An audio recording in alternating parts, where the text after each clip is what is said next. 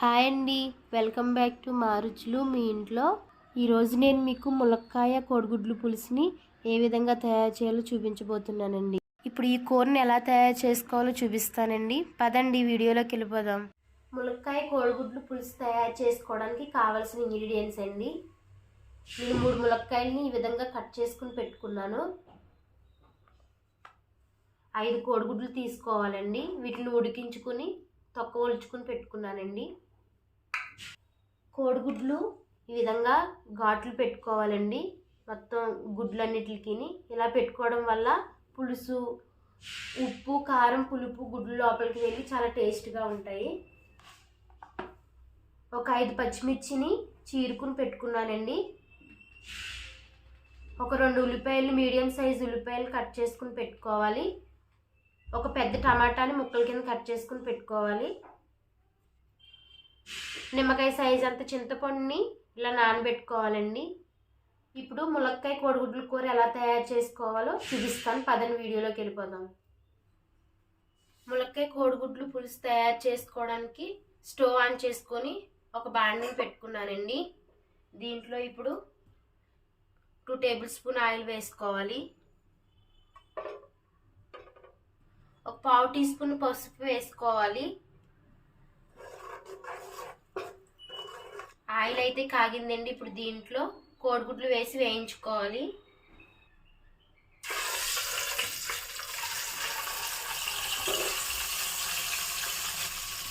జాగ్రత్తగా తిప్పుకోవాలండి. అన్ని వైపులు వేగేలాగా గట్టితో తిప్పుకోవాలి. చూసారు కదండి, కోడిగుడ్లు అయితే చాలా మంచిగా వేగినాయి, కలర్ వచ్చినాయి. పసుపు వేసుకుని ఈ విధంగా వేయించడం వల్ల బాండికి గుడ్లు అంటుకోకుండా ఉంటాయండి, మంచిగా వేగుతాయి. ఇప్పుడు వీటిని బౌల్లోకి తీసేసుకోవాలి.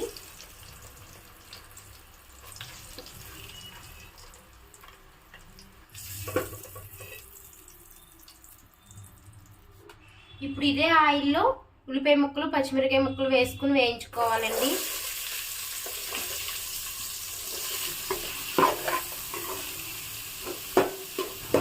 ఉల్లిపాయ ముక్కల్ని ఈ విధంగా కలుపుకుంటూ వేయించుకోవాలండి, కలర్ వచ్చేంత వరకు.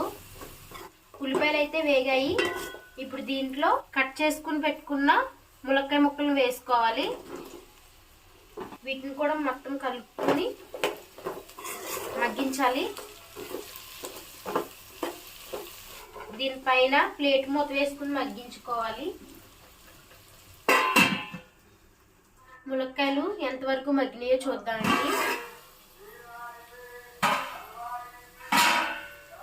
ఇదిగోండి, ములక్కాయలు కూడా మగ్గిపోయినాయి. ఇప్పుడు వీటిలో కట్ చేసుకున్న టమాటాని ముక్కల కింద కట్ చేసుకున్నాం కదండి, టమాటా ముక్కలు వేసేయాలి. దీంట్లో 1 స్పూన్ సాల్ట్ వేసుకోవాలండి. మీరు మీ టేస్ట్కి సరిపడా సాల్ట్ వేసుకోండి. ఇప్పుడు సాల్ట్ వేయడం వల్ల టమాటా ముక్కలు మంచిగా మగ్గుతాయి. దీన్ని మొత్తం కలుపుకోవాలి ఒకసారి. ఇప్పుడు ఈ టమాటా ముక్కలు మగ్గేంత వరకు కూడా మగ్గించుకోవాలి.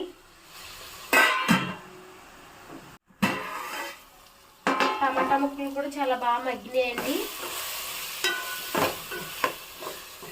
ఇది కూడా దగ్గరికి అయింది. ఇప్పుడు దీంట్లో వేయించుకున్న కోడిగుడ్లు వేసుకోవాలి. ఆల్రెడీ ఇందాక కొంచెం సాల్ట్ వేసుకున్నాం కదండి, మీరు చూసుకుని మీ టేస్ట్ సరిపడా సాల్ట్ వేసుకోండి. 1 టేబుల్ స్పూన్ కారం వేసుకోవాలి. పసుపు అయితే ఎగ్స్ వేయించుకునేటప్పుడు వేసాను కదండి, ఇప్పుడు నేను వేయట్లేదు. ఇప్పుడు దీన్ని మొత్తం కలిసేలా కలుపుకోవాలి.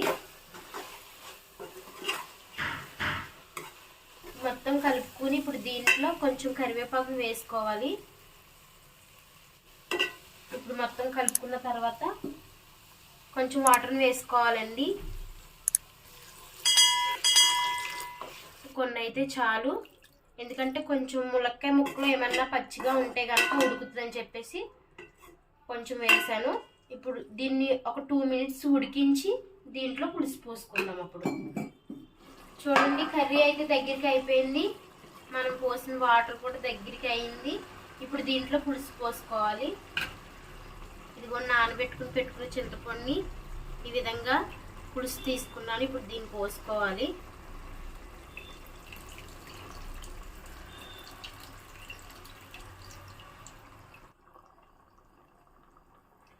దీన్ని మొత్తం కలుపుకోవాలండి. పులుసు మొత్తం కర్రీ అంతా కలిసేలాగా కలుపుకోవాలి. మీరైతే మీరు తినే పులుపుకి సరిపడా తీసుకోండి చింతపండు రసాన్ని. నేనైతే నిమ్మకాయ సైజ్ అంత చింతపండుని తీసుకున్నాను. ఇప్పుడు దీనిపైన ప్లేట్ మూత వేసేసుకొని కొంచెం దగ్గర పడేంత వరకు ఉడికించుకోవాలి. ఇదిగోండి, కూర అయితే దగ్గరికి అయింది కానీ ఇంకొంచెం పులుసులా ఉందండి. కొంచెం దగ్గర పడితే ఇంకా టేస్ట్గా ఉంటుంది. ఇప్పుడు మళ్ళీ ప్లేట్ మూత వేసుకొని ఇంకొంచెం దగ్గరగా ఉడికించుకోవాలి. ఇదిగోండి, కూర అయితే రెడీ అయిపోయింది, దగ్గరికి అయిపోయింది. ఈ మాత్రం పులుసు అన్నా ఉండాలండి, ఎందుకంటే మనం కలుపుకోవడానికి పులుసులానే ఉంటే బాగుంటుందండి. వేడివేడిగా ములక్కాయ కోడిగుడ్ల కూర తయారైపోయిందండి. ఇప్పుడు స్టవ్ ఆఫ్ చేసేసుకోవాలి. చూసారు కదండి ములక్కాయ కోడిగుడ్ల పులుసుని ఎలా తయారు చేసుకోవాలో. ఈ ములక్కాయ కోడిగుడ్ల పులుసుని మీరు కూడా ఇంట్లో ట్రై చేసి టేస్ట్ చేయండి.